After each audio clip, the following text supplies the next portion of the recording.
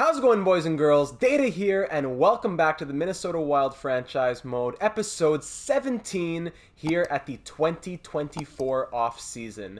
In the last one, it was a round 2 exit in 6 games at the hands of the Edmonton Oilers.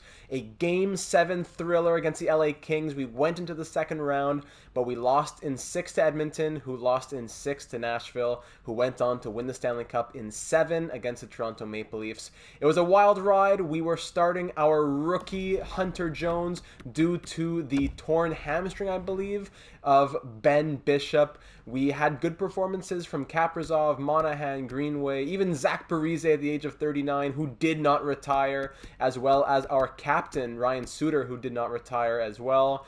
And we're ready to run it back with a few tweaks. The youth core is staying the same. Rossi, Boldy, Lambert, of course. But there are going to be some huge changes coming into this off-season. So despite it being a great regular season for us here in Minnesota, James Norris Trophy to Torrey Krug, Vezina Trophy to Ben Bishop, we did run into those big injury problems. And hey, Cam Fowler, 1,000 games, congrats. But before we get into the entire episode, the offseason, and the comments, I just want to quickly update you on the record book here in Minnesota. Zach Parise continues his lead as the all-time goal scorer in franchise history, currently at 286 goals. Mikko Koivu still holds pretty much all the other important records. Nicholas Backstrom with the goalie records. If we go and look at records within a season, Ben Bishop set a new season record with 45 wins. Set previously in 2022, we had a goals and points records from Kirill Kaprizov, as well as an assist record from Sean Monahan.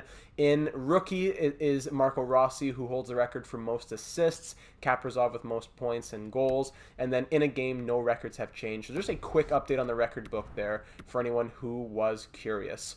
So heading into this offseason, we have some big questions because there are some juicy names in the draft class as we were looking at in the last one. Big names at the top, but when you scroll a bit later, ooh, look at this, medium elite, oh, outside of the top 10. Medium elite at 16, oh, well, that is interesting. Scroll a bit more, a medium elite goaltender who's 2 years away at 27, how about that? Very interesting. And then if you just sort by potential itself, you go, scroll down a little bit, whoa, look at this, medium elite gem, medium elite guaranteed at 82, medium elite goalie at 160, it's going to be a good draft. We have fantastic scouting here in Minnesota, and they have really earned their paycheck this season because we are going to be drafting very, very richly. But if we want to get those first round draft picks, we're going to have to move some pieces, and that is where the suggestions came in. Thank you for all of your suggestions as always, and as always, I can't always get to all of them in video, in featuring, but I do make sure to reply to all of them down in the comments section. I'm just going to quickly feature a few that will be what we're basing today's decisions off of. First things first, Reese Garut, longtime follower of the channel, wants to see Killer Yamamoto's stats, not in detail, just a quick look. He is an 85 overall, medium top 6 potential, fantastic stats. Fits our third line, not really great because we'd want to play him higher if we wanted him, but he is a consistent 60-plus point scorer. There you go, Reese. But now getting into the deeper comments, the main questions that we had going into this one were, what are we doing with our coaching? Because that's been a long-standing issue on this in this franchise mode. What are we doing for goaltending, starter and backup, since Ben Bishop has dropped to 81 now, despite just winning the Vezina? And what are we doing for possible trade pieces, like Monahan or Slavin, or maybe even Pesci? What are we going to do? Especially considering that there are other players who need to take those spots next season. MotionVid Steckler concerning the goalies says, Jones should be the backup next year in my opinion. Great player for the Wild fan base to latch onto. And that's true. As good, as fun as Markkanen is, it's if we had to choose one or the other, Jones is an actual draftee of the Minnesota Wild. So, and he just had a pretty good showing in the playoffs. So maybe he does get the edge. But when it comes to the backup between Jones or Markkanen, we'll probably fully figure that out when it comes to the preseason of next year. And then I'm going to go over to the Discord server and look at just a portion here of Hobbsy's comment. I'm not going to show you the whole comment yet, but there is a portion just in this about the goalies that I just want to pick out. He says, Bishop dropping is slightly scary. I think it'll be fine to roll with Bishop and Jones. And at the draft, drafting the elite goalie would clog the system. However, he is an elite prospect. If you draft him, you could just sort everything out later, whether that be trading Morozov or Jones or Wallstedt or something. None of those guys are elite like this guy is. A lot of the comments had a lot of love for that medium elite goalie, so I think he is definitely going to be a target for us. That 2-year ETA is really tempting. It really makes me think of Guy Supre, who was our goalie in the Buffalo Sabres franchise mode. He was 2 years out. We drafted him. He was a 73 overall, and he was quickly elite. Within 3 seasons, he was starting. So that's what makes it so tempting. Other draft ideas, Jackie B says that it would be good to go trade up to 15 or 16 and select the guaranteed medium elite Sven Sjögren. He is a right winger, and for the future, he could slot in perfectly in the top 6. Bonus, he has a cool name. Jackie also left another comment saying that we should take Braylon Montgomery with our 2nd round pick. Old Man Sports, make sure you check out his channel. He is a gem. Left a great comment here. I'll just jump to the part about the goaltending. He says hopefully we can take advantage of an amazing draft, finally dropping Hoffman and running it back with our Vezina winner healthy and ready. Suter and Parise want one last dance. That Barry Colts the defensive defenseman is a must grab, Braylon Montgomery. He and Korea will make you forget all about Botter. So there was some questioning of what do we do with Leon Botter. Disappointing end, but very entertaining stuff as always, bud. The set pack will make that next cup that much sweeter. Thank you, my friend. And there were some questions about what are we going to do with Leon Botter. I'm not going to get into all of those comments, but basically what I'm thinking about Leon Botter is that if we were to trade him, the absolute earliest that I would do so is the beginning of next season so that we can see how he grows over the offseason. If next season rolls around and he's still an 82, maybe I consider it. But we're going to sign him now, and we're going to see how he grows over the offseason, and then we could decide if there is a move to make with Leon Botter. Jay leaves a great comment here saying that the team, it seems like we really need some scoring, especially after the bust that Mike Hoffman was. Try trading for a sniper. Brock Besser always sims well. Forsberg is listed as a power forward, so he might be able to help out the chemistry and has a nice shot. Puljujärvi was buried on the Oilers, maybe help him out, and he's probably a cheaper option. Throwback to the Buffalo series.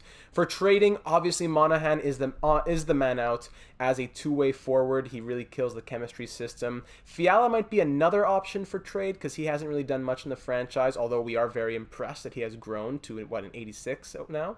I would also say trade either Slavin or Pesci so that the younger guys can get in and the chemistry isn't working out with the two defensive defensemen on the same pairing. It was a -2.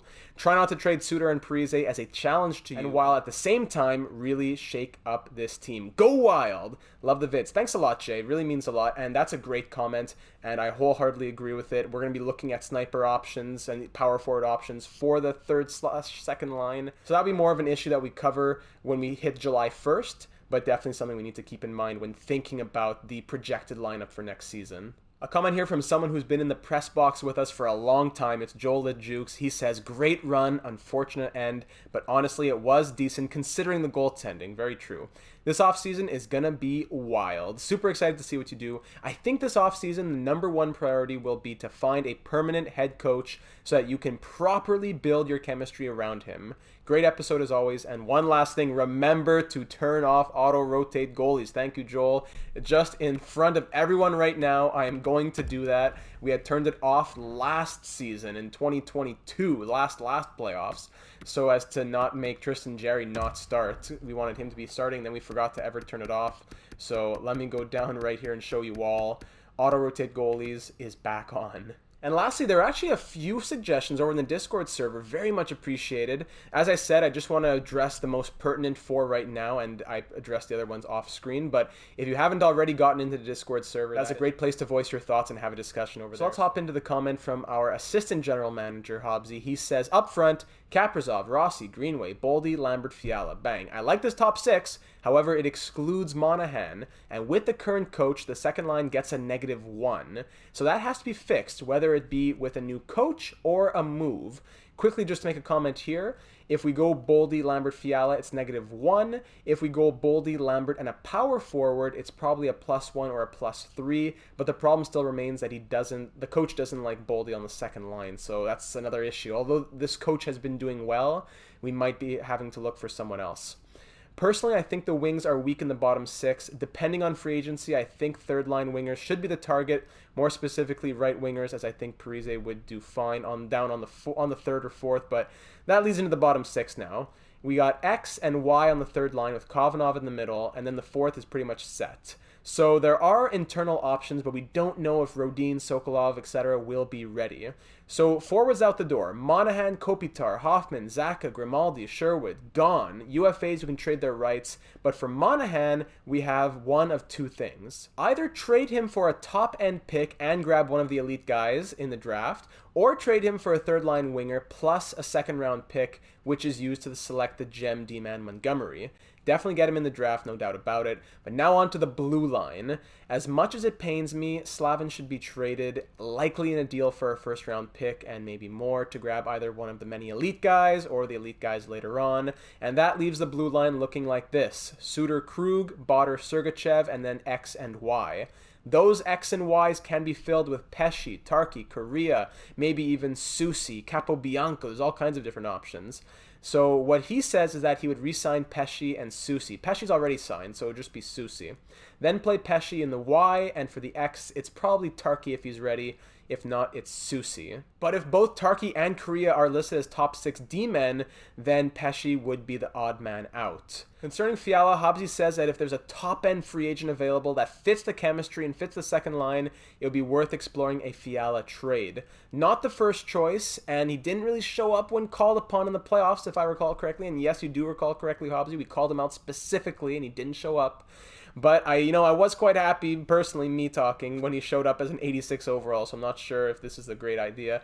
But you know what? It all depends on so much. These off seasons, they never really go how we think. We have a general idea and we go with the flow. People show up in free agency, people drop in the draft, people don't want certain amounts of money. It all depends. So you know what? I've given this off season a lot of thought, and I have a lot of ideas. The draft, we're going to see what happens. It's going to depend here. What team wants to trade what picks? The Winnipeg Jets want to trade the first overall pick. Do any other teams want to trade their picks? Ooh, no, this is not a good year to try and trade for picks. Yikes. So 1, 23, 27, 28, 29, and 31. Those are the picks that want to be traded. That's not great. I'm not going for the first overall pick. I don't think that really makes a lot of sense. Even though they want to trade it, I'd rather try and get the 15 and the 27 instead. So it's rough that none of the picks around 13 to 18 want to get traded. So we're going to have to try and make something happen with the Hurricanes, I suppose, because I think Sjogren's going at, 16, 17? So, you know what? Yeah, it needs an Eastern Conference team as well. I'd rather go trade with the Hurricanes. So here we are in the 2024 entry draft. Let's just try and see what happens. I don't know if I'll be able to do it within the first 2 minutes. Carolina Hurricanes. We could trade Slavin back to the Hurricanes. And you know what? I should probably go into my reasoning a little bit more. It may have been glossed over if you didn't see last episode. Sean Monahan, assist master, led the team in points last season. He's been here since the beginning. He's played 4 full seasons with us, 82 games a year. The man has put up between 64 and 86 points every season, 63 assists in 2021-22. Just the problem is, if we have Rossi as our first line center and Lambert coming up as our second line center, it's the player type that kills him. If he was a playmaker, he'd be able to stay. But because he's a two-way forward, he doesn't help the power play, he doesn't help the second line, and we will never be able to maximize chemistry with Sean Monahan. If it was a stretch and we didn't really have anybody else in the system, that would be one thing. But Brad Lambert, I'm assuming he'll be something like an 82, 83 by next season, with great wingers with him as well. And the value that he provides at a time where we need money and need value to go pick up draft picks, I think this just makes sense. It really hurts, but we're going to have to trade Sean Monahan. I guess I kind of glossed over the reasoning because it just made a lot of sense in my mind, but that's why Sean Monahan's got to go, I think. He's been our first-line center for a long time, but Rossi is ready to take over and pass the mantle over. It just hurts. For Slavin, we just got him as a trade deadline pickup, so it doesn't hurt too much to trade him. He still had 1 year left on his contract. He was just really a pure rental. We knew that it was unlikely that we would keep him. We thought there was a possibility that we keep him, but we knew that it probably wasn't too likely. By the way, first overall selection is this guy Desmond Griffith. Sheesh, 82 overall playmaker. First overall to the Winnipeg Jets. So just the question comes down to who gets traded where. I guess Monahan has more value, so him getting traded to the Hurricanes makes most sense, even though it would be funny to send Slavin back to the team that we got him from. But you know, Slavin got traded. He was on the block. I don't think that it would make sense to trade him back to the team that wanted to trade him away. So I think that makes the most sense. Monahan to the Hurricanes. Put him in the Eastern Conference. We don't need to see him too much. And we just wish him all the best. And I'm going to see what else we can squeeze out of this. This is probably too much for a first, a second, and a third. Yeah, a first, a second, and a third is too much. I'm just going to try to squeeze out as many picks as I can. And just to look at their rookies, if anyone was interested. There are some names, but you know, 71, 21 years old. I'm not super interested. This guy's probably the most interesting. Rob Jang, sniper. Wow, look at those weird stats. Accuracy, but no... Sorry, wrist shot, power and accuracy, but no slap shot. 1-star physical. No, those are weird stats. I don't want players like that who have weird stats. I'm just gonna go for the picks. 2/3. Still, they say quite far off. So I guess them not wanting to trade that 15th overall selection is what makes it harder to make this deal work. Gonna get Winnipeg's 3rd next season, which will have less value, and then you throw in the 147th selection. Still quite far off, huh? I didn't think it was gonna be this. Oh, there we go. All right, trade accepted. So we get the 15th overall pick as well as a 3rd round pick from Winnipeg next season, which definitely helps us because we need draft picks next season. We have a 1st from Nashville. Now we have a 3rd from Winnipeg in Nashville, so that will be helpful. So Sean Monahan off to the Carolina Hurricanes. They needed players. They were really desperate for forwards last season. So now they have Martin Necas as well as Sean Monahan to be 1 and 2, it looks like. The Red Wings just got that medium elite player. Svechnikov on the wing. Actually, Aho, they're not sure what's going to happen with Aho. Maybe Aho goes to free agency? He drops to free agency because now they got Monahan? Ooh, that would be interesting. But either way, put Necas on the wing, Aho's 1st line, Monahan's 2nd line, Bracco 3rd line center. That's a great team right there. Nothing to be upset about in Carolina. You just got a great, great player. And yeah, so with the 15th overall selection, I also kind of skimmed over this as well, but Sven Sjogren's the guy that we're looking at here. He is medium elite guaranteed from Sweden, and he is right wing slash left wing, 6'3" two-way forward, very reminiscent of Jesper Helmersson if you watched the Anaheim Ducks franchise mode. So, you know, 16 points in 47 games in an A+ league. He's 3 years away, but that's okay. He's going to have a lot of trade value, and he'll be someone to put in the system down the road. And, you know, since when do you get medium elite prospects, guys who would be going like 8th, 9th in the usual drafts, dropping all the way to 16 or 17? So hopefully drafting at 15 should be able to get him. Yeah, he is not gone. Perfect. So 79 overall, 82 overall playmaker, Lalancette to the Bruins, Bancroft, Medved, yikes, okay, that medium elite, ooh, tough pick for Vancouver there. Medium elite to the Flames, medium elite to the Dallas Stars there, high top 60, yikes. And all right, so it all worked out for the 1st selection, and we are very proud to select from Brynäs IF of the SHL, Sven Sjogren. Welcome to Minnesota. He is 64 overall. Actually, it's pretty good for 3 years out. I was thinking maybe 60 or even 61. Well, it's not a huge difference, but 64. It doesn't look like there's anything special that he's really good at. 85 stick checking. He's a good skater for 6'3" especially. Good physical stats. Great stuff. And similar to Tom Wilson, great. Awesome. And by the way, at the bottom here, Matt Dumba traded to the Anaheim Ducks. Ooh, interesting. So the next pick that we want to get, this could be tight. That goaltender, we want to select him. We could trade for the 27th overall pick from the Tampa Bay Lightning. But, oh, the goalie is slated to go at 27. Oh, wow, that's risky. Because either we trade for 23 or we trade for 27. We trade for 23 or 27 according to who wants to trade their pick. Oh, that's risky. But, because in the real world, you would trade for 23. But in the NHL world, like, no one goes off the board. It's so rare that someone goes off the board. And I don't want to trade with Chicago either. Oh, this could really come back to haunt me. This could be, like, a huge blunder.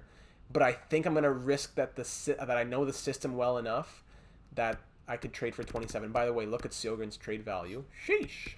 So Slavin's going to go to the Eastern Conference, which is nice. Tampa Bay needs to trade back some money because they'd be over the salary cap. So we'll take someone who has an expiring contract with some money on it. We'll take Tyler Johnson, for example, right? Yeah, why not? We'll take Tyler Johnson, okay. And we still have some trade value left over because Slavin's a big boy. Third round pick, that would be nice. And then maybe a third round pick from San Jose next season. Maybe even more. Let me see. I don't want to go shoot under here. So the 27th, 89th, 120th, third next season, and Tyler Johnson, too far off. No problem. Totally understand. We'll try for a 6th round pick.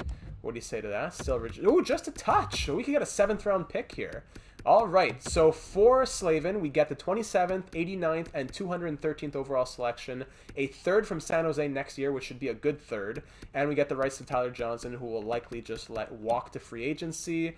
Does he fit any chemistry? We're not sure. Anyways, Tampa Bay, what do you say? Oh, so okay, so never mind. These guys, and they're just a touch, man. They say just a touch. Here you go. 204. And you know what? I will take back 213. Could I do that? 204 for 213? Still rejected. Bit low for us. Okay, there you go. 204. Thank you very much, Tampa Bay. We get the draft pick. You get your defenseman. I'm sure you're very happy to have him. Let's see how they're... Because we did steal Mikhail Sergachev from them pretty much. So it wouldn't hurt for us to be nice and give them back a defenseman now that now that they're open to trading their draft pick especially. So you know what? You scratch my back. I scratch yours. On defense, oh, they really don't have much. Actually, you know what? Okay, I didn't see the 82s there. Oh, yeah, that's a great defensive core. Now they have another big guy up with Victor Hedman. Perfect. Everyone is happy. All right, now will I be happy? Pick 27. Is the goalie there? Yes. Oh, thank goodness. Oh, thank goodness the EA system can be trusted to never go off the rails. Whew, baby. Okay. Oh, wow. We could have taken Breland here. Oh, that would have been good. Breland, 75 overall, but less potential. So 75 overall now. Two-way forward as well. Now, it's not like he was a sniper or anything. That's okay. Medium top 4D, top 6 grinder. Yeah, it's for the potential. It wasn't necessarily for the overall, really.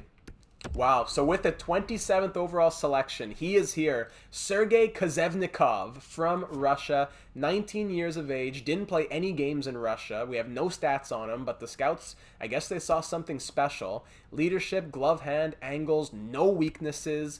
2 years away from the NHL. I'm going to say like 73 overall. Let's see. We are proud to select from the Russian development system, wherever that is, Sergei Kozevnikov. He is 71 overall, medium elite. Let's go. Wow, 3-star reflexes, 3-star puck control, and 3.5 athletic. Whew, baby. 72 poise off the bat as well. That is a great selection. We have other goalies in the system, but Kozevnikov is a guaranteed future starter here in Minnesota. The other guys are maybe future backups. Wallstedt maybe, who knows if he grows, but I see Kozevnikov being our starter for a very long time. So pretty much now we got to figure out, we want to go get a few guys in the second round, so let me just figure out what picks those are and who and where we will have to trade to be able to draft them. So trying to get the 57th overall selection here from Colorado to try and select Braylon Montgomery, who is slated to go around 59. So I'll give you, how about a third, a fourth, and a sixth? And you send me back a third, the second, and a seventh. Is that fair? No? Too far off? Just those three? It's not sufficient. Oh, okay. Sorry. My apologies. And what if I made it a fifth, huh? Oh, trade accepted. Oh, yeah. Trade, extra 40 picks really changed the whole world, huh? So we're going to go ahead and go to pick 57. There's really no one really until there are a lot of lemons here. Medium top 9s, medium top 6Ds. What are you doing? There are some interesting guys like low elite, medium top 4D. But why would I trade to 46 and get a medium top 4D when I can trade to 59 and get a medium elite D, who's a gem as well? So we're going to go ahead and simulate up until 57. Really going to miss Slavin. He could have been really good for us long term, but just didn't work out. He was a short-term guy. He got us. He had a fantastic second half of the season when he came at the trade deadline and tried to get us that cup, but it just didn't work out. So yeah, look at all these lemons here. Come on. You know, a few very interesting ones. Medium top 6, 76 overall. Definitely very, very nice. But I'm only scattered in with a few other randos. Sawyer, 74 is nice. But I'm going to hope that Braylon Montgomery is even better. Maurice Lemieux. And let's just get it over with. Here we go. Pick 26 of the second round from the Barrie Colts, the American Braylon Montgomery, 6'5" unit, 17 points in 62 games, 18 years of age, defensive defenseman, still 3 years away, but similar to Zdeno Chara. Let's just do it. Welcome to the fold, Braylon Montgomery, 62 overall, medium elite. And like I said, he's not 74 medium top 4 or anything like that, like these guys here, like Sawyer. But, it's the potential. I'm sure it's going to catch up. This guy has 82, 85, and 83 as his defensive categories. Braylon Montgomery is at 70, 95, and 72. So he loves to block the shots. He goes head first into those shots. He has great endurance, not great speed. He has 92 strength, so... he wrist shot power, 88, but doesn't know how to take a slap shot, I guess, at 73. And, we'll figure it out. He'll grow. He has great potential if he doesn't, and we're happy. So our next selection would be at pick number 80. Would there be anyone until then that we want to go and snatch up? And by the way, he's a gem. The system knows who the gems are. Sjogren's brother here, maybe? The system knows who the gems are, so we'll see how he grows. There is another gem, actually, Cade Domingue, low top 6 sniper. That's tempting. That is tempting. But we would have to trade for a 70th overall pick. If we do pick at 80, we do get a guaranteed medium elite defenseman, Teemu Pillman, if we draft at 80. Well, that's very tempting because... an Italian! Dan Vesci, or I don't even know how to pronounce that. That's not Italian. That's not an Italian name. The Italian, medium top 6D. Hey. Wow. Benvenuto Fratello. He's a real bello for sure. That's a definition of a bello. An Italian getting drafted in the 3rd round. But anyways, I'm trying to figure out, do we go for Cade Domingue? I don't know if we have the picks to trade at 70. Let's see if at pick 69 is up for grabs. It is up for grabs here. Pick 69 with a New Jersey Devils. What would it cost for Domingue? Because it's low top 6 is nothing wild, but the gem is tempting. You never know how they could grow. So the 80th overall pick we have to keep. We want to keep some of these deeper picks as well. We could probably swap thirds here. How about a third from Nashville next season for your third right now? They don't really want to do that. I understand why. I could throw in a little prospect here. You know what? I wouldn't mind doing this. Okay, I'll throw in... who's someone even on an expiring deal? Trepchenko? No, I like Trepchenko. Guskov? 71-23, or even Novak, 66-22. Yeah, we'll throw in Novak here. And they'd have more than 45 skaters. Of course they would. So you know what? Here's Sonnenberg. I'll give you Sonnenberg and a 3rd round pick. That's more than enough. And then you're going to throw in a pick next season to even it out here. Give me your 4th round pick next season. Even your 5th. Your 4th and your 5th next season for Sonnenberg and a 3rd. Okay. Your 4th next season. Oh, your 5th and your 7th next season. Sorry. With Sonnenberg. Not particularly well. Your 3rd and your... There we go. Thanks a lot. Your 3rd this season and your 5th next season for Nashville's 3rd next season. And Sonnenberg. Sorry, I didn't even look at his stats, but I know that he was like a 7th round pick. He was a 50-some overall. Not someone that we were really counting on to grow. Please tell me he's here. Yes. Wow, medium elite just went. But that's a huge project. We don't need that. Well, you know what? I like those guys, but I like those guys as late picks. So, okay, the system seems to like him. He's a right winger with a right shot. He's a gem. He's a sniper. He had 43 points in 66 games in the U.S. development system. He is 3 years away, and hopefully he will grow wherever he's not grown yet. Cade Domingue, welcome to the team. 65 overall, low top 6. Oh, 5-star shooting! 5 stars! Woo-hoo-hoo, baby! With 85 defensive awareness and 85 stick checking. Wow, 93s across the board for the shooting. Whew, wow, this guy could simulate like a monster. How's his offensive awareness? Only 63, but that'll grow. Wow, Cade Domingue. Whew, I'll see you at practice, buddy. Wow, that is a nice one. And then speaking of nice picks here, 80th overall, let's just get this guaranteed medium elite defenseman. Why not? 6'4" from Mikalin Jukurit, maybe. I'm not sure. Someone's got to one of the Finns has to help me out here. From Liga, he has E for skating, great. 5 years away, no problem. He has the potential.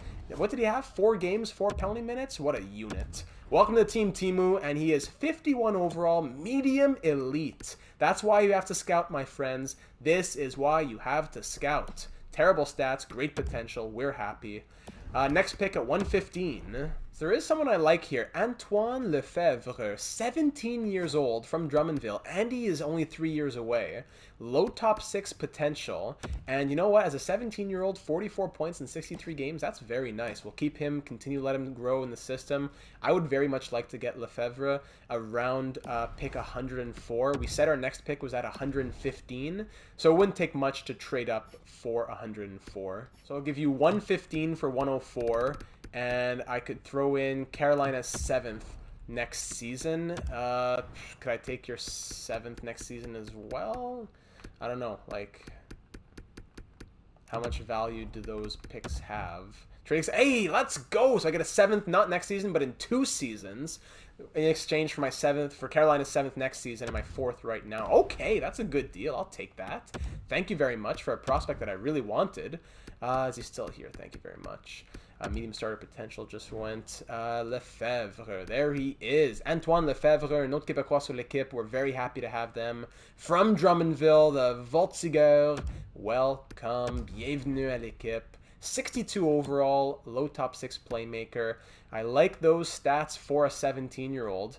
Not bad at all, and I'm hoping that the low top 6 potential will promote growth, although it's tough for the low top 6s. We're just going to hope that he does well in the juniors, and we'll see what comes from it. There's some other good guys around here. Elias Cato, medium top 4D guaranteed. We can't take everybody, though, like we said. Gabo here is 1-bar medium elite with gem potential. Well, it says he's a gem, but I don't really want to trade for... Where's the guy I'm looking for? Oh, there he is, Stanton. He's still far away. Okay, a 162. Okay, that's not bad. He's at 162. Yeah, I didn't really run... 173. I didn't really want to trade any more picks. I didn't want to play any more trading games because I'm low on these 7s in the future, but I do need to trade. You know what, we'll sim to next round. All right, we're at 125. My next selection at 173. I'll probably trade for like 160 or something to make sure we get that goalie. All right, St. Louis, I will take I'll give you 186 for one. You know what, I could trade a couple picks. Okay, I'll give you 186 and 201 for 159. 7th the year after? No, still not particularly well. Okay, so I'll just do it straight up. Trade accepted, yeah. Not a, it's more than I wanted to give, but for a medium elite prospect, I can do it. So round 6, pick 4 at 159. We're going to go ahead and take the Hungarian, I believe. Clayton Stanton. Is he Belarusian or Hungarian? I believe it's Hungary. I'd have to look it up, but A+ league. He had 1 win, good numbers, still 5 years away. It's definitely going to be a project, like a 49 overall kind of guy. But for medium elite potential in the 6th round, oh yeah, I will take that every day of the week. 47 overall, medium elite, Clayton Stanton. Love those half stars. Not 41 puck playing frequency. All right, I'm like 99.999% sure that was the flag of Hungary. But if I'm wrong, someone correct me. I don't know if there's anybody else that we really wanted to get because our next selection is at 173. Yeah, we'll just go ahead and sim to there. 173. Here we go. We'll just sort. Did I have anybody pinned? I had pinned a few people before the draft. Okay, there are some people pinned here. 215, low elite perhaps. Just sort by potential again. 2 bars medium elite and 2 bars medium elite is pretty shaky. 3 bars low elite is nice. And 3 bars low top 6 is also nice. I could use if I have another pick, I could go for him. Low top 4D. Yeah, I'm going to go for the guy who's 3 bars low elite. I think that's a pretty safe bet. Hopefully at least like low top 9 at the worst or something, right? Ivan Baikov. He's 20 years of age, 4 years away, but might just have potential and be a good trading piece. McTaggart. Zachary McTaggart from Italy, and Zachary Pronger from Norway, or is that Denmark? But either way, what's with all the Zacharys, and Zach Purinton, and Zachariah Tokarski? Oh, is it sorting by, it's sorting by Zed, because I sorted by pin, and these guys aren't pins. But still, McTaggart from Italy? Come on. Alright, Baikov, is that, what flag is that? Okay, I just gave it a quick search. I've seen it so many times before, and I keep forgetting. I believe it's Estonia. Baikov, he is... What? Medium 7th D? Sheesh, the scouts really lied to me on that one. And that's the end of the draft, so I don't think I'm going to trade for any 7th round picks. There's no one that I really wanted, so we'll sim the entire draft. A very successful draft, I would say. Sjogren, Kozevnikov, Montgomery, Pillman, and Stanton, all with medium lead potential. Domingue and Lefebvre with low top 6 potential. And Bykov, medium 7th D, whatever. We can take that L, no problem, so I'll take all the other dubs. So now we sim to the re-sign phase. They're going to tell me the coaches. They're going to re-sign these 2 scouts. Then I got to go into the re-sign phase and qualify, blah, blah, blah. So I'm going to deal with the scouts quickly. And then we're going to hop into the contract sitch and see how much money do we have to play with Monahan and Slavin off the books. All right, here we are at the contracts with $33.5 million to play with. That's always fun. But there are some big names to get re-signed here. First off, we're going to go with the UFAs. Let's just release people we're going to release. This one's going to feel good. Mike Hoffman, just for the laugh, just for the joke. How much money would you want to stay on this team? $5 million! You don't even score goals! Mike Hoffman, he came to this team on a 1-year deal back in year number 1. He ended up staying for 3 more years unexpectedly, and now we are cutting him loose. Goodbye, Mikey Hoffman. Kopitar, we're going to get to that after. Tyler Johnson, it was just his rights from the Lightning. I don't think I really have the money to sign him. Plus, you know what? If he wanted to, I would probably think about it, but he doesn't want to, so goodbye, Tyler Johnson. Just the ones that are really obvious that we're going to let go right away. Mathieu Perreault, get out of here. Belpedio, he wants to stay. Mirko, we're going to have to let Mirko go. As much as we love him, he doesn't want to resign, and we're already clogged up on defense, so I'll let him go. We'll figure out the rest in a second. RFAs, yeah, I could probably just qualify all these guys if they don't get signed. Unsigned, Korea, we'll see. Let's go back to the UFAs here before we get ahead of ourselves. Anze Kopitar, he came to this team at the trade deadline, and he went on an absolute tear. He got 15 points in 19 games. He was a +9. He was a third-line king. He was amazing, and he was costing $10 million before. Obviously, he wouldn't be asking for that now. He does want to re-sign. He wants 2 years, $3 million. We said we were going to let Kopitar go, but I'm so tempted to sign him for the third-line center spot and then put, like, Kovanov on the wing. And then on his left wing, we can get someone in free agency. And then the fourth line is Parise, Shaw, Bitton. I am so tempted to keep Anze Kopitar. He is cheap. He wants to re-sign. I don't think I can hold myself back from just at least offering him a contract. So he wants $3 million. 85% of that is 2.55. 2.55, that's 85%. What would he want for 1 year? Yeah, maybe 1 year is the better course of action. So 85% of 2.925 would just be 2.48. So maybe 1 year, 2.5 million, because he has that top 9 potential. He's going to drop. And you know what? Maybe we even trade him at the start of next season. But, man, I don't know if I can say no to 1 year, 2.5 million on Kopitar. That's just too good of a deal. So I'm going to offer him that contract. I will offer him that contract. Zaka was a great fourth-line center. We don't have the room for him anymore. He doesn't want to re-sign. We're going to have to let him go. But thank you for your service, Pavel. Kyle Capobianco, he didn't want to sign with us last year. We let him go to free agency. Then we signed him. He wants $2.5 million and doesn't want to re-sign. So we're going to let him go. Carson Soucy, he has been a great trooper for us, great depth. He wants to re-sign. I'm down to give him another 1 year contract. 2 years wants 7.5. We could give him 2 years at 1.5 million if he's willing to take 85%. That's not bad for a depth defenseman at an 80 overall. So I'm gonna do it. 2 years, 1.5 for Carson Soucy. That's not bad at all. Barchi, he's a sniper, right? Yeah, he did okay in Iowa. 22 goals, 23 assists. We need someone to play down there, right? But I think he got buried a little bit. I'm gonna come back to Barchi. If he's in free agency, we'll get him later on. Ceci was an absolute tank in Iowa. I've loved Cody Ceci ever since we've gotten him. So I'm gonna go ahead and re-sign Cody Ceci for Iowa. I think they'd be very happy to have him back. 2 years. I'm going to give him the max. Ooh, he wants a one-way. Ooh, he wants a one-way deal, right? 0.775 and he'll be in the minors. Okay. Rocco Grimaldi does not want to re-sign. 1.4, not going to happen. We got him in the Nashville deal with Brad Lambert. We're going to let him go. Volkov's been doing very well in Iowa. He's been solid. No reason not to offer him a max 2-way contract for, you know what, why not? You know what, why not? 2 years. Sarayarvi, we're going to let him go. Kiefer Sherwood, he's been good depth, but actually, you know what? He wants a 2-way deal. I can give him a 2-way deal. Kiefer Sherwood, I don't mind having him on a 2-way contract. And Belpedio, I'm not sure if there's much room for him, but he's been with us for a while. I think he's deserved another little contract, even if he's just depth in Iowa. Now, the RFAs are going to be interesting because some of these asks may just be ludicrous, so we may just have to qualify and come back. Matthew Boldy, 5 years, 7.425. If we give him 6 years, 7.65, that would be 6.5025, 6.5025, so 6.525 pretty much for 6 years. That's not a bad deal for an 87 overall sniper who's 23 years old. 5 years not bad, but 6 years would bring him to 29. I think that would be a better place to bring him than 28, a bit more out of his prime. Well, still in the prime, but not, 28 is a bit more prime than 29, I think. In terms of the game and how it thinks. 7 years, it goes up to 8 million. So I think 6 years, 6.525. I'm okay with offering that. I'm going to see what Boldy has to say to a contract like that. Marco Rossi, our first-line center, and he knows it, and it's going to cost us big time. We can go up to 4 years to keep him as an RFA, but if we want a big-term deal, then it's going to cost big-time money. I think I'd rather keep him as an RFA. It might cost a lot here. 7.9, that's 6.725 pretty much.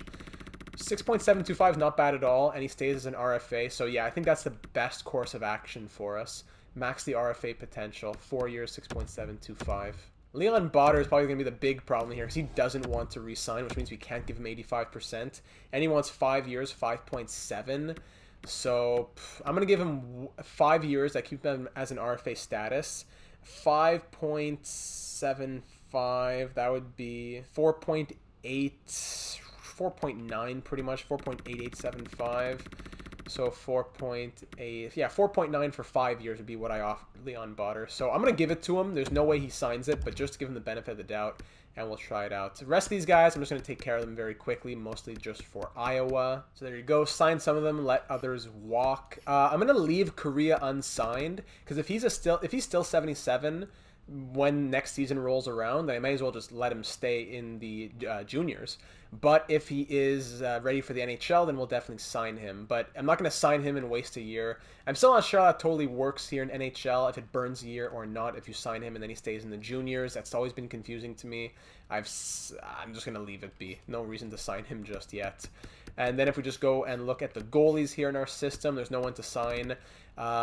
We could sign Kozevnikov in theory and play him in the minors. Not sure what's going to happen with the goalie situation yet, so I'm just going to wait on that a little bit more. So now we can just advance a day, see who signs, what are people thinking. Kopitar, if you want, okay, if I'm going to change the duration, then you got to change the financials. So he wants to be paid a bit more for 1 season. Matthew Boldy says the same thing, and so does Carson Soucy. What's everyone saying? Where are the 85% bellows? Sure, what? Easy decision. Okay, easy decision for the guys that don't really matter that much. Same for Rossi, really. It's more because they weren't happy with the... Whoa, hold on. Did Botter sign? Whoa. Did I read that right? Did Leon Botter just sign? Okay, thanks, Leon. It said you didn't want to sign. The guy who doesn't want to re-sign takes 85%, and all the guys who do want to re-sign don't take 85%. I guess it's because I offered him 5 years. So, hey, we just got Leon Botter signed until the age of 25. He'll still be RFA status for $4.9 million per season. That's not bad at all.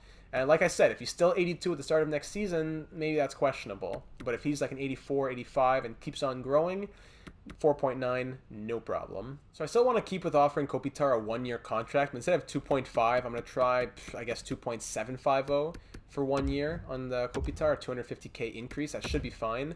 Soucy, he wanted 2 years. I gave him the years that he wanted. I guess he just wants more money. I'm not really down to give him more money, so I'm going to try 1 year at 1.5 instead of 2 years at 1.5, see what he says to that. Kiefer Sherwood, you're lucky to even be getting a contract in the NHL, just because I gave you, how about a max 2-way deal for 1 season. If you don't take that, have fun in the unemployment line. Matthew Boldy, he didn't want to take the whatever we offered him before, which was something like 6.55 or something. So we still want to keep him in that 6-year range, I think. But instead of 6.550, let's try 6.650 for 6 years for Matthew Boldy. Then for Marco Rossi, we said we wanted to keep him RFA status on the 4-year contract. So instead of 6.7, whatever that we were offering before, he is our number 1 center. So let's be a little more, let's give him a little more cash just to make him smile. We'll go 6.950 for 4 years for Marco Rossi. Advance a day. Come on, that's some nice money, boys. The scouts are on board. That's great. Easy decision for Anze Kopitar. Boldy says it's still about the duration. Okay. Same for Susi. Sherwood, yeah, you better be. It better be an easy decision. And same for Rossi. I'm not understanding why these guys aren't accepting these deals. I'm not going to kill myself for Susi. Of all the people that I'm going to be breaking my head over, it's not going to be Carson Susi. Final offer is going to be 1 year. So, he wanted 2 years. So I offered him 2 years at 1.5. Final offer is going to be 2 years at 1.550. If he doesn't take that, he's going to go to free agency. And if we get him, we get him. If we don't, I don't even know if I'll remember to go out and get him or not. So, we're back to the 6-year thing here on Matthew Boldy. Let's try 6 years at, we said 6 point, what last time? 6.650? Is that what we just tried before? Let's try 6 years at 6.850. Maybe that's a little bit better. If not, we're going to have to qualify him and then see what happens in free agency. Marco Rossi, we said 4 years at 6.950. We'll try 4 years at 7.12. That's getting a bit much for a 22-year-old. 7.050 for 4 years for Marco Rossi. Other scouts signs on. Boldy, still no. All right, you know what? Then forget it. I'm going to qualify both of you and offer you the same thing on July 1st, and then you'll take it then. And for Carson Susi, goodbye. You're a depth defenseman. I'm not paying $2 million or something for you. You said you wanted to sign. I tried to sign you. You said no. See you later. And now we're going to go into free agency and see who's available. Of course, we got to first check out the scouts and all that kind of stuff. So it's still going to be a little bit of time for me. It's very exciting for you because you're about to see the free agents. But I got to go hire all the new scouts as well as fire all the ones that don't quite make the cut, as well as check the coaching staff. I got to see if there's any good coaches available. Ooh, there are some head coaches here. We'll check that out. But first, sorry, just looking at scouts. There are some A-rated scouts, so I will have to sort through these. So I did hire a couple of new scouts. The big issue is just what do we do with the coaches here? And I think I found a little loophole that I'm going to try out. You can't hire a head coach and know how they're going to fit with your team because you don't have all your players. You only have, like, if we see that this guy Van Ryn has a 67% team fit, that's only with a few of my players, and who knows what line they're on. I don't know what line fit that is. Scheme fit, but what line have they been put on because I can't access my lines. So you have to wait, and then you wait and they get signed by time July 1st next season rolls around. So here's what I'm going to try out. Van Ryn here has good stats, 67% team fit. Maybe he fits with the team. This is what I'm going to do. I'm going to hire him as the head coach, offer him a nice boatload of money here to make sure he signs on. There you go. Offer him the contract, bang. Now here's what I'm going to do. I'm going to keep our head coach on for sure. That's going to be show. We still don't know what we're going to do with him. He's up to an A-, by the way. I'm going to demote Wisniewski to goalie coach. I'm going to demote Rabichaud to interim head coach. So when this guy Van Ryn signs on, if he does, and he becomes head coach, then we can check him out next season. If it doesn't work out, worst case, we fire him and Rabichaud is still there, or whoever else is in free agency. But he had a 67% team fit. He was an A- rating, and he seemed to be the best of those guys available. But at the same time, Rabichaud is also A- rated. It's just his offense and his defense is not as good, and he doesn't like Boldy on the second line as much. And look, 67% team fit with the guys that we have here. But Boldy is not around, and Botter is not around. Well, actually, Botter I think was there, but no Rossi as well. Speaking of those guys, we want to go and sign them right now since free agency has opened. The extensions have also opened up as well. We could offer extensions to a guy like Parise if he wanted to extend to only $3 million, but we're going to go and take care of our RFAs right now since on July 1st a magic spell has been lifted from over them and now they want less money. Well, actually, they want more money, but they'll settle for less eventually. So no way we're giving him 6 years, $8.7 million.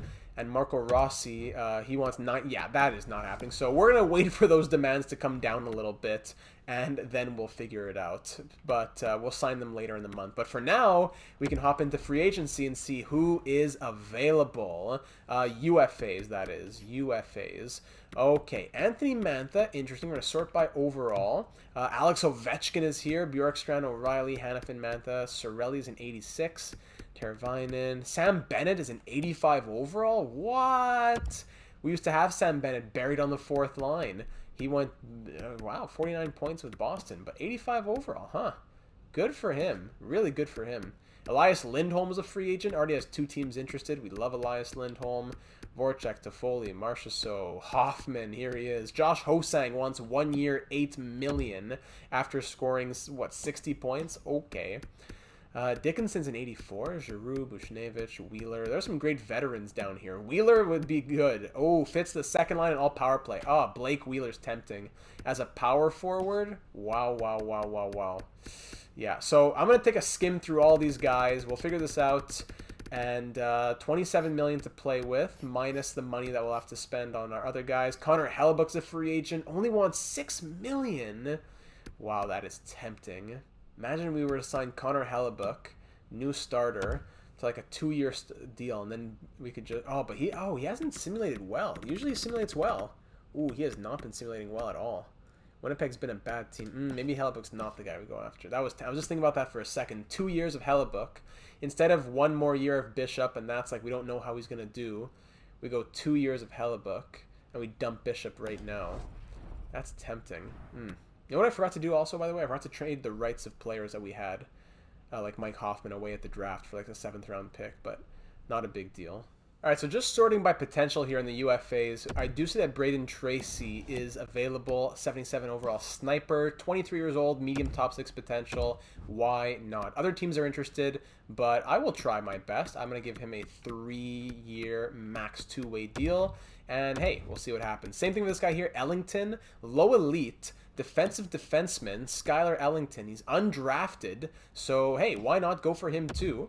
Just throw him in the system. Wouldn't hurt to get a guy who has some potential. Aside from that, that is pretty much it. So back to sorting by overall. So, of course, the big names like Ovechkin are always so tempting. Simulates amazing, but we don't really have room in our top 6 wings for a 90 overall sniper in Alex Ovechkin, so that wouldn't make that much sense. We don't need a first-line center. Bjorkstrand wouldn't fit. Hannafin, Mantha.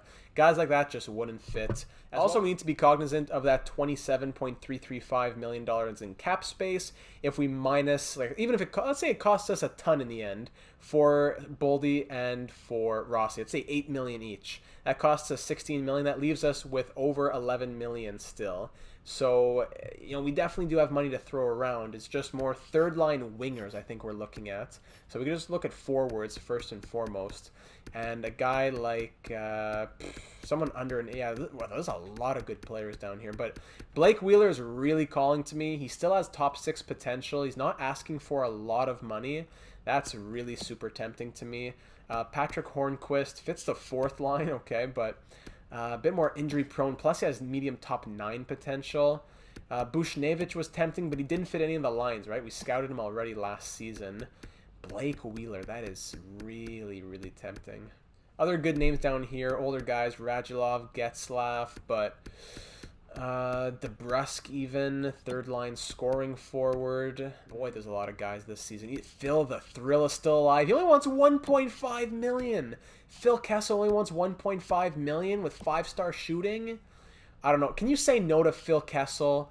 Can you, hold on, look at this smile and tell me if you can say no to him when he's knocking on your door and he's holding out his hands and he says, please sir, only $1.5 million. It's all I want. It's all I desire.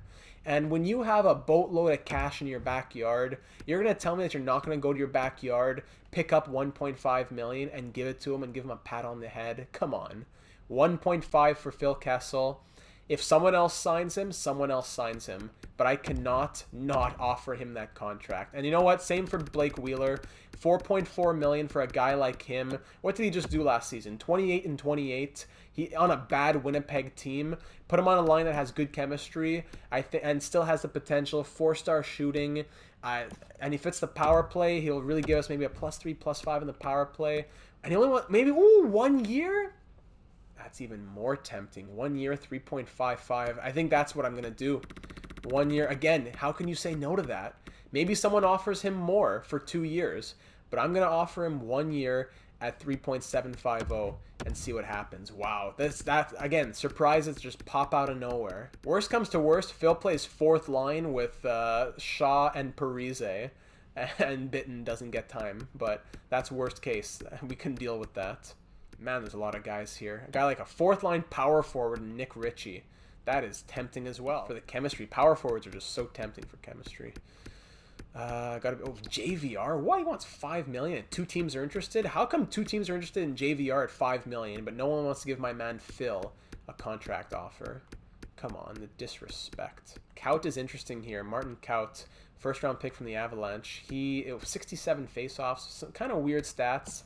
Does have medium top 6 potential. That's okay. Oh, he's a right winger. I thought he was a center. Okay, it's not bad. 5-star physical. Worst case, this guy could be someone for the AHL. Just a 2-way forward kind of kills it. Even Michael Rasmussen's a free agent down there. Man, what a year for free agents. I'm going to go ahead and offer Kaut a contract. Another guy that I'm not scared of taking a chance on. Let's try giving him 1 year, $1.1 million. If he signs it, he signs it. Again, let destiny decide.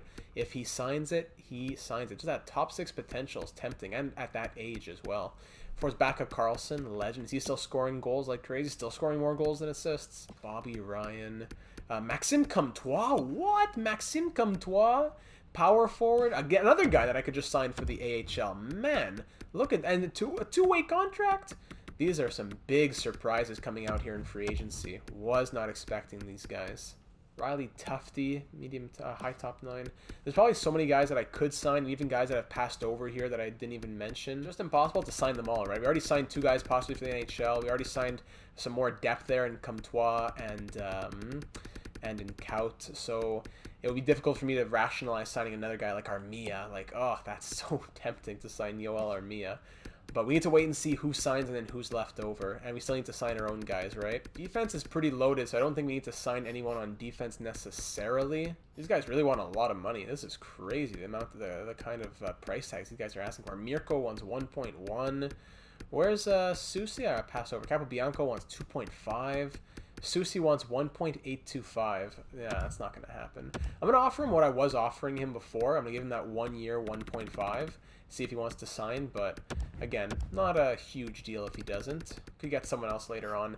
What's really getting me here is the goaltending situation. Do we sign Connor Hellebuck for 2 years and he's our guy? He's only 31. Elite potential. This could be an absolute steal coming off a bad year. What's his poise like? 90 poise? Oof. Connor Hellebuck could be our starter. Ben Bishop, who would be an 81 overall. We weren't sure what was going to happen with Ben Bishop, but we get Connor Hellebuck as our starter for 2 years until Kozevnikov is ready. Oh, wow. This is really tough to say no to. Even Matt Murray's down here, but 85 for $5 million is a different story than an 87 overall, who could grow to a 90, who's proven himself in the past, just not simulating super, super well. Only 31 years of age. Oh, yeah, see, if you go 3 years, he wants more money because he knows that he's good. I'll give him... I'm going to try this. Again, executive call. I'm going to go for it. I don't know what's going to happen with Ben Bishop. Maybe he's our backup. Who knows? But I'm going to go... We have the money to make it happen right now. 2 years. Man. Okay, $6.5 million for Connor Hellebuck. We probably could have gotten him at 6.250, but who knows if someone else sends a contract offer. So, wow, without further ado, let's advance a couple days here. This is just such a huge free agency. Was not thinking that we were going to be getting a new starting goalie. Got the scouts on board, waiting for the scouts, the coaches, and the contracts. Some of the rookies, some of the guys who could be in the NHL.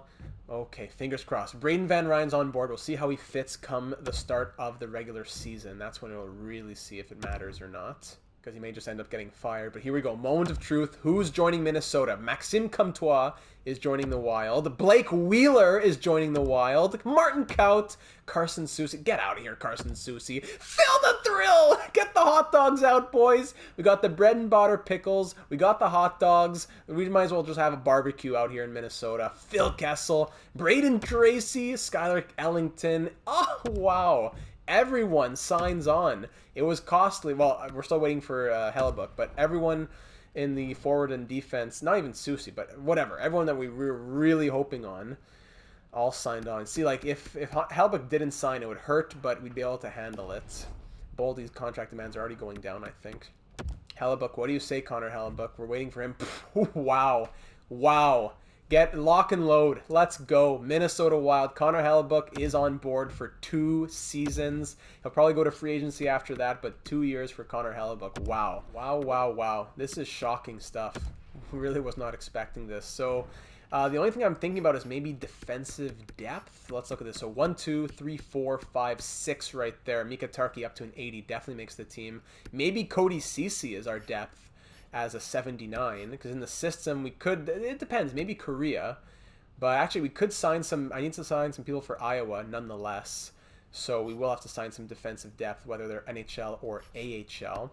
Forwards in the NHL, we got 1, 2, 3, 4, 5, 6, 7, 8, 9, 10, and then plus 11, 12 on Boldy and Rossi. Then that leaves Bitten and Chekovich. Sorry, I forgot Kovanov as well. And even Shaw. Okay, so the forwards right now would be Boldy, Rossi, Shaw. That's 3. Then 4, 5, 6, 7, 8, 9, 10, 11, and then 12 for Kovanov. And then Comtois, Kaut, Chekovich, those guys can all be depth. Okay, so okay, looking good. I just counted Comtois and Kaut as roster guys, but they're going to be depth guys. Probably AHL guys, because we're hoping that they will grow. Wow, we got some veteran power out here. We got 37 years of age for Wheeler, 36 for Kopitar and Kessel, 39 for Parise, soon to be 40. My goodness. So we're basically just going to simulate a bit deeper into July, wait for Rossi and Boldy's contract demands to go down, and then we're going to revisit signing a contract for them on August 1st. That's when I'm going to revisit them, after I go sign some defensive depth for the Iowa Wild, of course. So two-way guys. Mirko already brought his contract demands down. What a surprise. Some guys who have some potential. Why not? Axel Anderson. He was great in the Anaheim Ducks franchise mode. 2 years for him. Why not? Norlinder here. A great prospect in the real world. 24. Yeah, you know what? Why not? Norlinder. Let's get him on board. 1-year contract for him. Corcoran. Who's this? Connor Corcoran. 5th round pick. I want to stay away from too many two-way guys. We need some offensive and defensive for the chemistry, but also who are young enough to have a little potential, maybe. Maxime Lajoie, defensive defenseman. Okay, we can do Maxime Lajoie. There we go. Hollowell here. There we go. Mac Hollowell, offensive defenseman. Perfect. And we'll sign other guys if we need to come the beginning of the season. Just to get a few guys on board. So we'll sim to August 1st. I'm sure all those guys will sign on. I'll show you if they don't, but I guarantee they will. And we'll try to re-offer a contract to Rossi and Boldy on August 1st. All right, here we are on August 1st. I literally got a trade offer every single day. Maybe not every single, but almost every single day for Cody Ceci. People are just begging for Cody Ceci. So let's go back to the contracts here. We got $18 million in cap space. Wonderful. RFAs. Matthew Boldy. Hey, what are you thinking now? Oh, now I see, huh? Big man. The suit of armor. Take that away. What are you, huh? So let's go 5 years. We said, no, we wanted 6 years. I guess we won't get 6 years, but actually maybe 4 years would be cheapest. You know what, let's swing for the fences here. I'm going to go 6 years at 6.950 for Matthew Boldy and see what he says to that. It's probably way too low, but just interested in his thoughts. And Marco Rossi, I'm going to go 4 years on him, like we said, and we were thinking we'll probably get even cheaper than Boldy. Let's try 6.850 for 4 years on Marco Rossi. Boldy, I've decided to reject your offer. You're not coming to the table with enough cash. You decide to offer a different amount of years. You should be looking, don't you think? Okay, don't bring in your snide comments here. Keep it to yourself. And Marco Rossi, what does he say? Come on, all these trade offers for Cody Ceci. Marco Rossi says rejected, same thing. Okay, thanks for taking 5 more days to tell it to me. Boldy told me right away, at least. Could just offer them 1-year contracts, but that's not really what I want to do. You know what? All right, Matthew Boldy, you're going to stay as a UFA then, I suppose. I'm going to give you 3... sorry, it's an RFA. I'm going to give you 3 years at 6.250, and then when you're RFA still, I'll have to qualify you, and we'll figure it out again. I wanted to give you twice as many years for close to $7 million, but I guess we'll go 3 years, 6.25 on Boldy, gets to stay as an RFA. It's not a bad deal, and at least that keeps us both happy. And Marco Rossi, I still want to keep you max RFA there, but I'm going to go up a little bit more, and I'll give you 6.950. Just like that for 4 years. Let's see what you say this time. This time, what do we got? Come on, come on. There we go. I believe this signing will be good for myself and the franchise. Yeah, okay. Go take a seat in the back of the locker room. I'll be with you in September. Rossi, rejected. We'll have to keep working on him. Wow, he would take 4.9 for 1 year. So, RFA, he wants 7. I think he wants 7.45 before. Now it's 7.4. So you know what? I'll go 4 years, 7 million for our first line center, Marco Rossi. Stays as an RFA, and 7 million is definitely doable for a guy who's just going to keep growing with that great potential. Let me guess. He's going to say, I believe the signing will be good for myself and the franchise, right? What do you got, Marco Rossi? Let's see it. Okay, yeah. All right. See you in September. All right, we've made it to the beginning of the season. I'm going to do the roster moves, who's in the NHL, who's in the AHL, and take a look at how do these lines look with this new coach possibly, / like what are we going to do in that regard. So give me a few minutes, and we'll check them out. So before we get into the lines, because Sean Monahan has left, we are now missing an alternate captain. Obviously, our captain, Ryan Suter, first alternate, Zach Parise, and I believe our second alternate for year number 5 will be Kirill Kaprizov. Once Parise and Suter retire, he is going to be the continuation of that legacy. He will be mentored by the current 2 almost 40-year-olds who have been here in Minnesota for so long. Most likely our future captain. I see letters in the future going to guys like Lambert or to Botter or Tarky or Sergachev, but right now I think we're going to go Captain Suter and the alternates as Parise and Kaprizov, especially seeing that Parise and Suter won't be having as much ice time. We got to try and maximize. We got to give some ice time to a leadership position to someone with a lot of ice time. So I set up the lines how I like them, and Mike Van Ryn, with our current coach Braden Van Ryn, it gives him a 62% team fit. He hates Mika Tarki on the third defensive pair. That's what's really holding it down, and Phil Kessel on the fourth line. Aside from that, most things are pretty even. Loves Kopitar, loves Krug, but 62%. Now, just to say, and by the way, 64% staff chemistry, not great. If we were to make Robichaud, and it goes up to 80% chemistry if we take Van Ryn out. If we put Robichaud as head coach, it says 62% team fit. Not really a difference, to be honest. They are very, very similar. So because he has the better ratings, I don't really see a reason why we shouldn't make him the head coach. Staff chemistry isn't great here, like we said. It's a bit weird. Low staff chemistry with Van Ryn, Van Riemsdyk. Maybe Van Riemsdyk with Wisniewski. So maybe Wisniewski's the odd man out. Maybe we get a better goalie coach who has, I don't know, A- and B coach influence for teaching, and coach influence is not bad at all. So I'd rather hear from you all on your thoughts. Marlowe, maybe he stays as the head coach. I'll have to look into that a bit more. But what do you guys think about the coaching? Do we keep Van Ryn and or Robichaud, or do we go into free agency here? There's still actually some good coaches. There's still a lot of good coaches. Is there anyone in the mid-60s, perhaps, who has better team fit? I'm just going to scroll through all the coaches and pause on anyone who may be there. 64% for Jonas Randall, a guy that we've seen in the past, we've thought about in the past, but he is C-rated, which is not great. 64% chemistry, team fit for him. All the other higher rated coaches, the max I've seen so far is 61, so Randall getting 64 is the first guy. Stéphane Bégin, distant relative of Steve Bégin.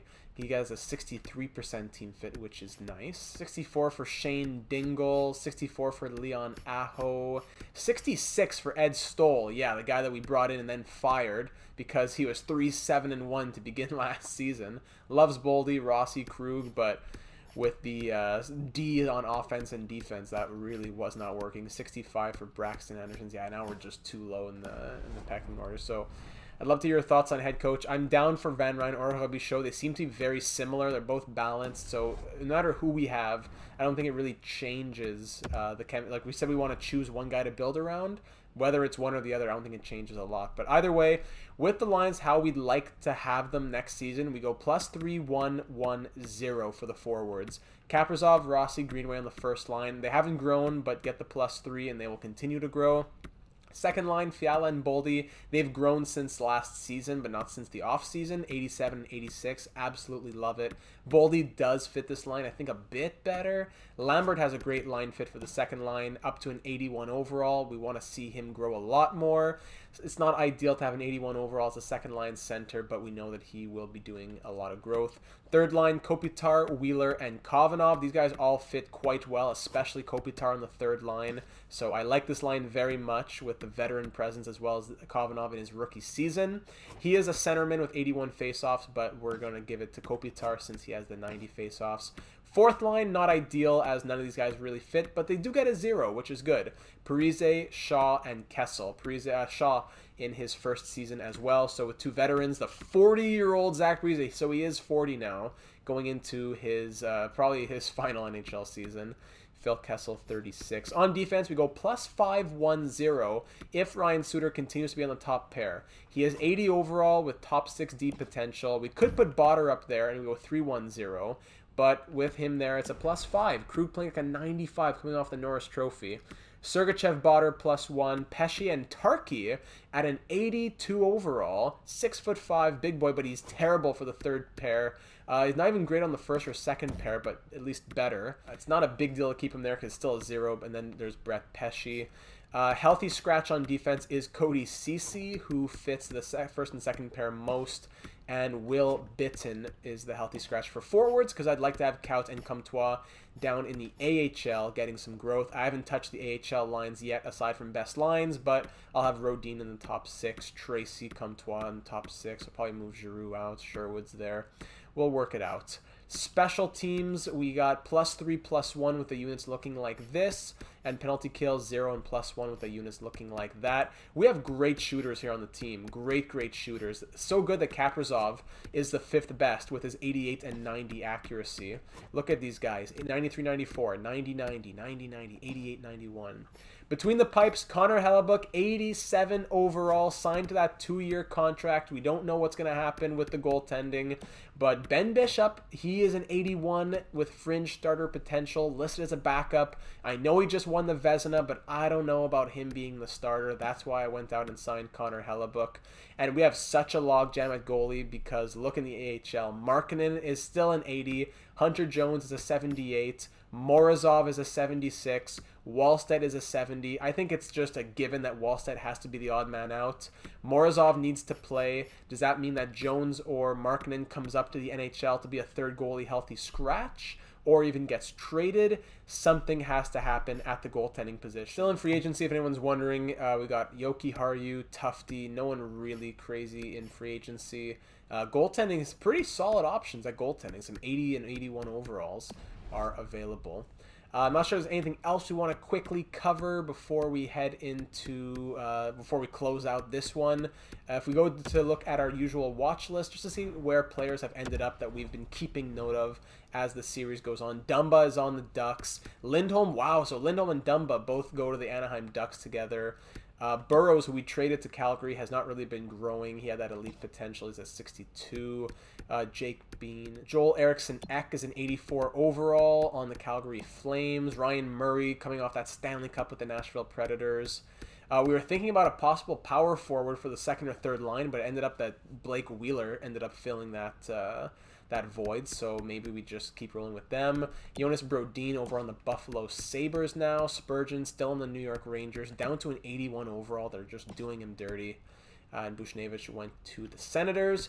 And Tristan Jarry with his Stanley Cup championship. There he is, 85 overall, still making over $10 million. So we traded Murray to the Predators. It was just coincidence that Jerry signed with the Predators. They got their Stanley Cup. What are you going to do? So I think we're going to go ahead and close it out there, my friends. Time to send out the scouts and wait and see about what all of you have to say regarding coaching and lines and anything else of the sort. As always, we'll quickly browse the trade blocks of all the teams in the NHL, just really fly through because I don't think there's anyone that we want to be looking to trade for.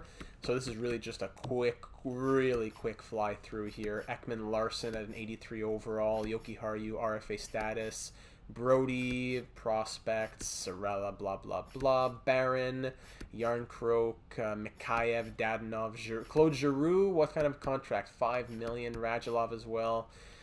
Florida, no. Tyson Barrie, Bjorkstrand, Gallagher, Johansson, Tomasino. Really, I'm sorry I'm going so quick, but it's just, I don't think we're making any trades. Just if you're interested by really anyone, you can just pause it quickly. Batherson. And you can even ask me on the Discord servers, anyone you want to hear a little bit more about. Wow, a lot of guys in St. Louis. All these names, sheesh. A lot of names in St. Louis on the trade block. Tampa, Toronto, no one really down here. Pietrangelo and Shea Theodore. Ooh, love Shea Theodore. Fits penalty power play 2 maybe. Anyone that you maybe just want me to scout perhaps. Little, and that's it. Yeah, so no one huge on those trade blocks, I would say. And concerning our own trade values, this is how the values are looking right now. Great value from Sjogren, from Montgomery. Oh, and by the way, we have to look at Korea, if he had grown or not. He is at a 78 overall. Do we sign him? I think if we sign him, we can't play him in the AHL, because he's not 20 years old yet. So if we signed him, he would still be playing with the Spitfires, which is why I'm inclined to just leave him unsigned. Hellebuck's value dropped for some reason, even though he's an 87 overall. So goalie trade value makes absolutely no sense. So as always, if I missed something or if I went over something too quickly, just let me know in the comments or the Discord server and I'll go back over it and I will let you know. But I think we'll wrap it up there. Big questions heading into next season. What are we thinking about for the lines and for the coaching and for the goaltending? And we're looking forward to a really good season in year number 5. I'm liking these lines. Just, do we go with Van Ryn or with Robichaud? Just a quick look with Robichaud. Pretty much the same chemistry everywhere. Even the special teams, I think, is the same. 3-1. Yeah, so I think pretty much chemistry is almost identical, if not identical, between Robichaud and Van Ryn. So the question is, who is the head coach? Or would we go to outside sources and get someone who are one of those free agent coaches? A minus, these are the ratings here. Just better offense and defense, but worse worst special teams pretty much. So it comes down to, do we put the guy who has better offense and defense or the guy who has better special teams? As well as answering the question of the log jam between the pipes with Hellebuck, Bishop, Markkanen, Jones, Morozov, and Wallstedt. So it was a huge offseason here in Minnesota. A lot of new names as well as some aging ones here. Zach Parise, 40 years of age. Very excited to have Phil the Thrill, Blake Wheeler, Kopitar's back. And it's going to be a good year number 5. But we can't get there without your help, so I look forward to hearing your thoughts down in the comments below. If you're not already part of the Discord server, be sure to join in. Link in the description, as I've said already a few times this episode. Links for Twitch and Twitter also down in the description, streaming on Mondays and Thursdays. And I think we'll be doing something special soon. We're closing in on 2K subscribers here in the channel, so I'd love to do a 2K special stream.